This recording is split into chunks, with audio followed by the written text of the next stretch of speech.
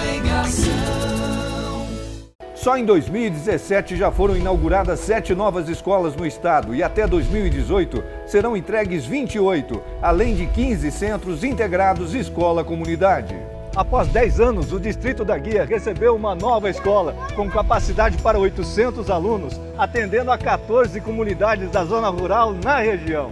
Aqui em Várzea Grande foi entregue a escola Dante Martins de Oliveira para atender mais de 1000 alunos. Todo aluno merece ter uma escola boa, né, para estudar. Os alunos das escolas Presidente Médici, Pascoal Ramos e Paciana Torres receberam 1.200 tablets pelo projeto Conectar. Todas essas ações fazem parte do Pro Escolas, o maior programa de investimentos da história da educação em Mato Grosso. Porque quando a transformação acontece, o resultado aparece. Governo de Mato Grosso.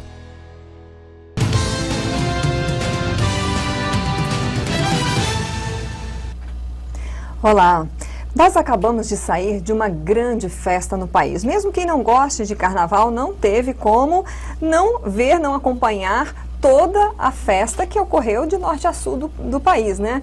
Mas um dado é preocupante que foi divulgado em fevereiro pela Organização Mundial de Saúde. O Brasil, que é o país do carnaval, é o recordista em depressão na América Latina.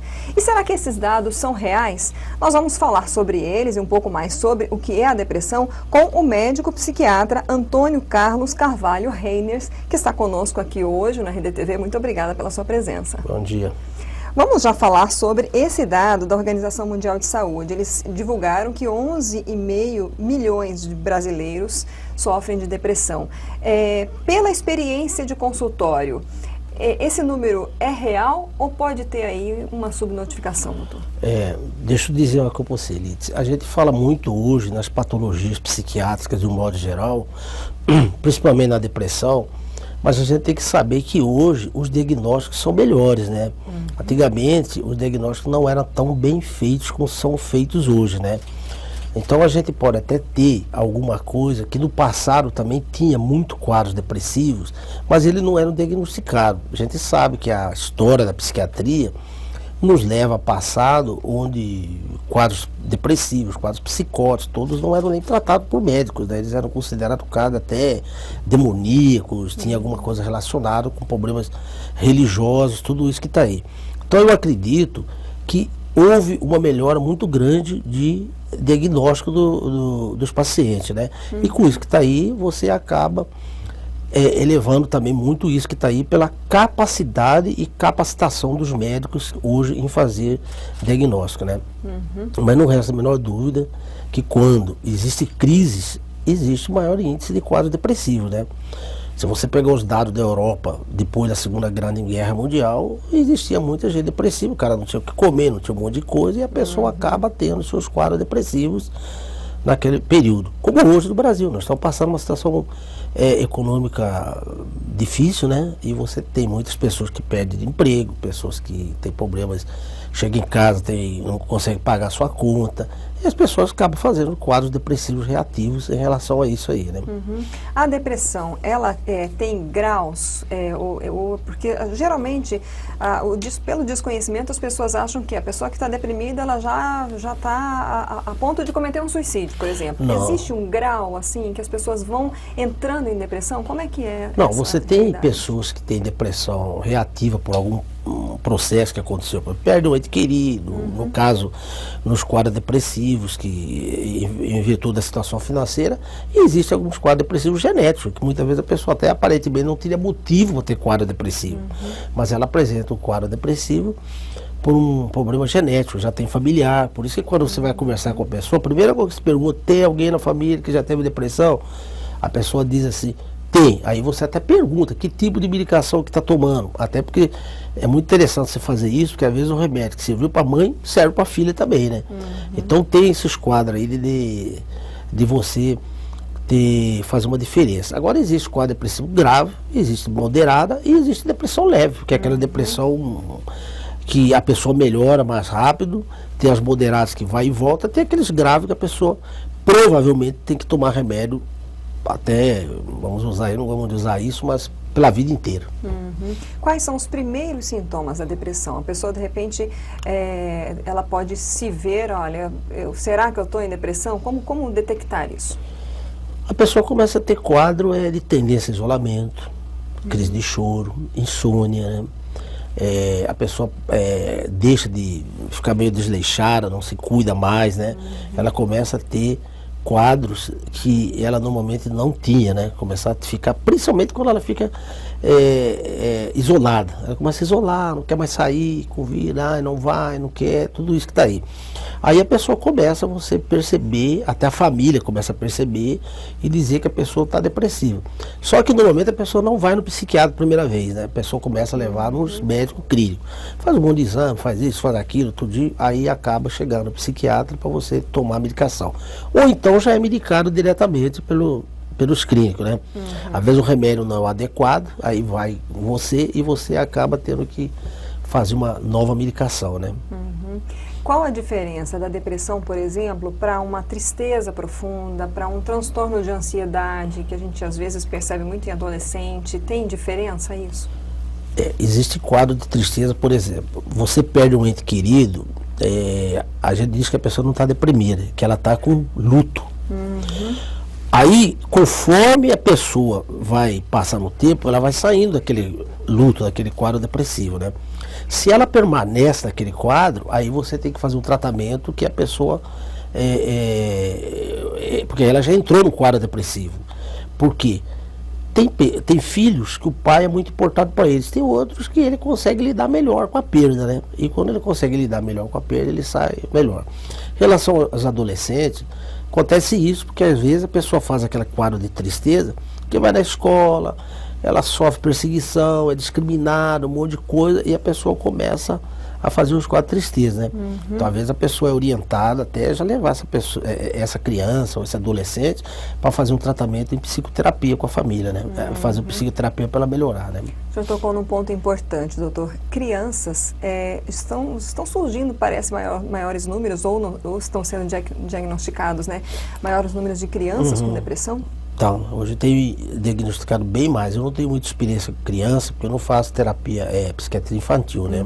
Mas a gente tem visto muita criança que vai no consultório e a gente acaba até indicando para os colegas que fazem, que nós temos 2 colegas aqui que fazem psiquiatria infantil, né? Mas a gente tem visto que tem aumentado, né? Muito desses quadros está aí. Talvez até porque a criança desde cedo hoje você já tem que começar uma competitividade muito grande na vida, né? A criança já chega na escola, ela já tem que pensar no que ela vai fazer na vida, tem que fazer faculdade, tem que fazer um monte de coisa, tem que fazer prova de Enem, não sei o quê, e às vezes a pessoa ela fica meio deprimida porque tem essa imensa dificuldade de fazer essas coisas, né? Eu costumo dizer que quem não souber lidar com frustração na vida, evidentemente vai passar um dia num psiquiatra. Senão a pessoa vai passar. Eu digo isso porque eu me lembro que quando eu era jovem, a gente ia daqui de Cuiabá, tinha o Clube Dom Bosco, e a gente ia no Dom Bosco. Então você ia lá tirar uma menina para dançar. Eu nunca bebi, nunca gostei de beber, né? Aí você ia lá tirar a garota para dançar. Se a garota dissesse não, a hora que você atravessava o salão do Dom Bosco, todos os outros gozavam. Não quis dançar com você. Então tinha gente que para ir lá tirar a menina e receber a negativa, que é uma frustração, ele precisava beber o Cuba Libre que tomava naquela época, porque aí ele vinha numa boa para criar coragem, né? Porque você ia ser rejeitado, né? Então se você não souber lidar com frustração, você fica deprimido mesmo, né? O senhor acredita que essa modernidade, essas relações via WhatsApp, via mídias sociais, Facebook, Twitter, tudo isso pode estar contribuindo para o isolamento das pessoas e, consequentemente, para que elas, de repente, tenham menos experiências de frustração e isso pode interferir? Eu acredito que sim, né? Porque a pessoa hoje, você vai numa mesa, vem no restaurante, você tem lá 6, 7 pessoas sentadas, tem 2 conversando e 5 no celular. Tweetando lá, né? E provavelmente essas pessoas têm dificuldade de lidar no dia a dia, né?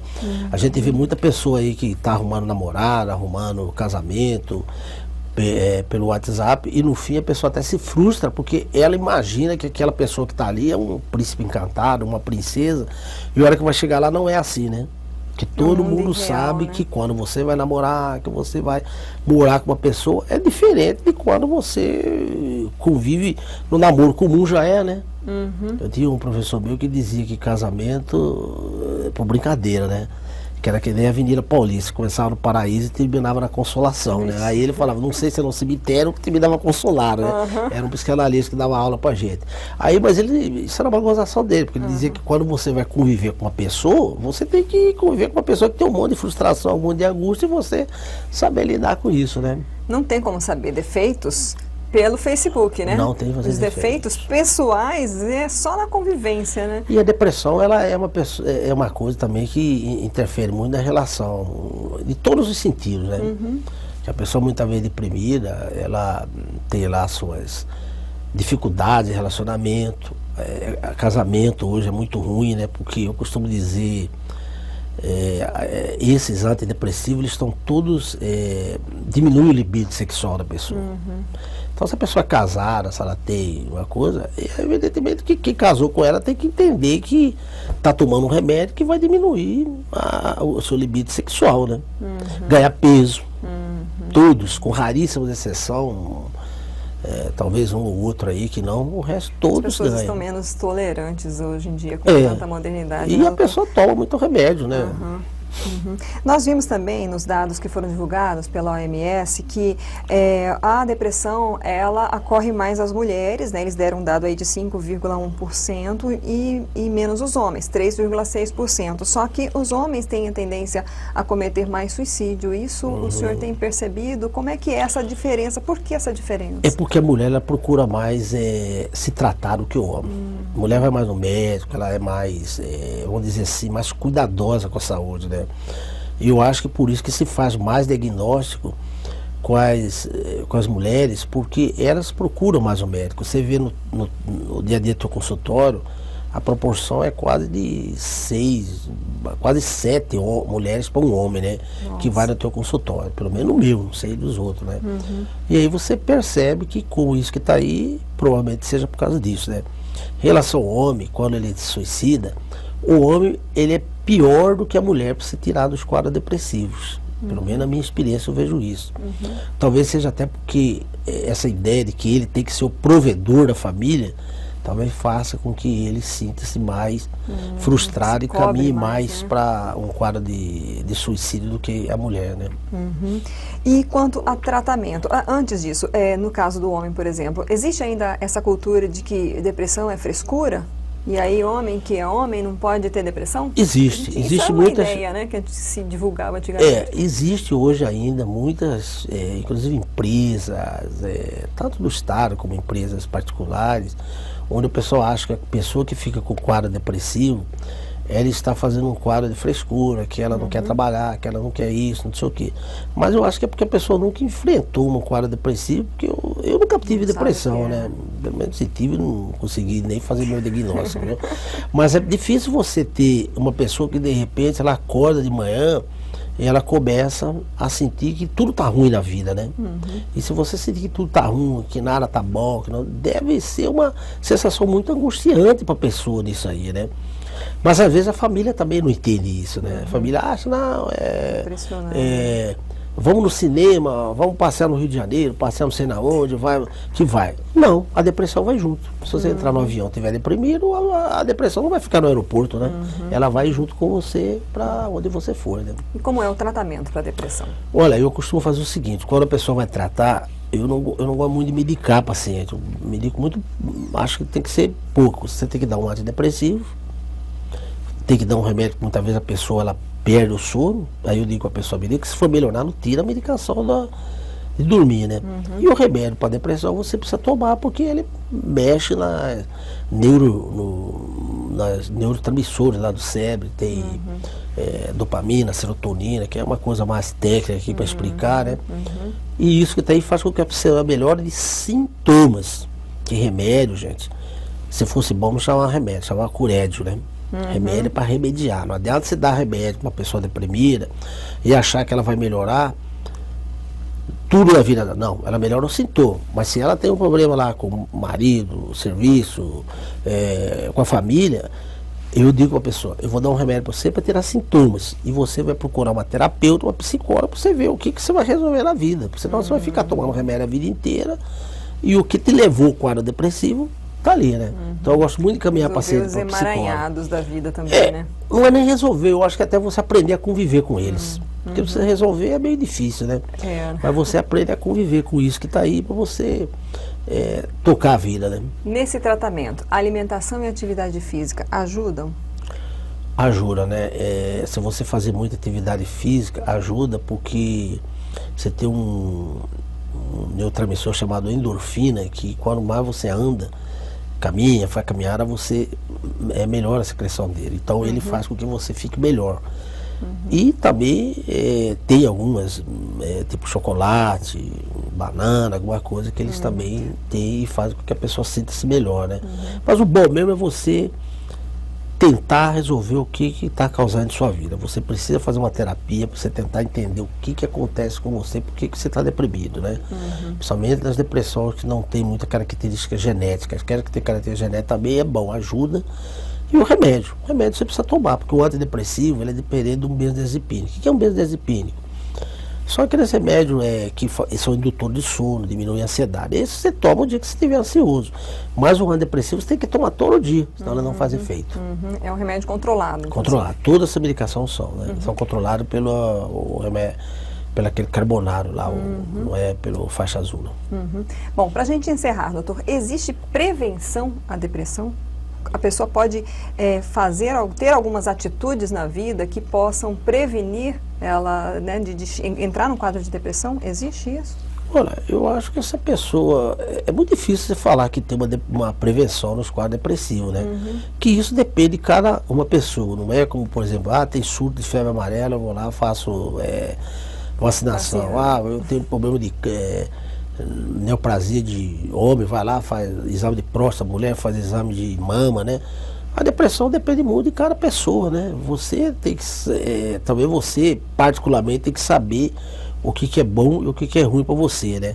E você tem que saber lidar com frustração. Não adianta você querer ter um apartamento de cobertura se você pode ter um apartamento pequeno. Você vai ficar frustrado a vida inteira e você tem que saber lidar com essas coisas. Está ótimo. Muito obrigada pelas suas informações. Foram muito esclarecedoras. A gente espera que isso ajude muita gente. Tá bom, Elis. Bom, nós conversamos hoje com o médico psiquiatra Antônio Carlos Carvalho Reiners, falando sobre depressão. Então, se você passa por isso, se você conhece alguém, se você tem algum parente, algum amigo que esteja com sintomas de depressão, com quadro depressivo, aproveite e leve para ele, encaminhe para ele essa entrevista que você pode estar ajudando uma pessoa a buscar aí soluções para a vida dela. Então é só acessar o RD News lá no RDTV ou o canal do RD News no YouTube e compartilhar. A gente se vê na próxima.